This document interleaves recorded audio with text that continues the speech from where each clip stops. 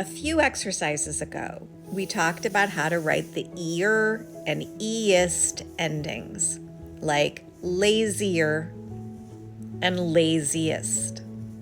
Sometimes a word ends in the or the est, and the construction of the word puts a consonant sound with this ending.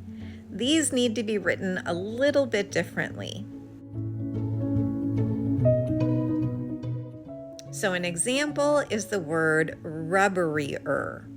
We would write rubbery, R-U-B, second stroke, R-A-E, third stroke, final R.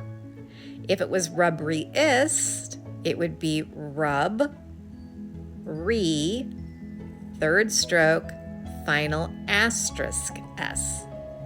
So the word crispier would be written K-R-E-U-S, second stroke, P-A-E, third stroke, final R. Or the word crispiest would be written K-R-E-U-S, second stroke, P-A-E, third stroke, asterisk S.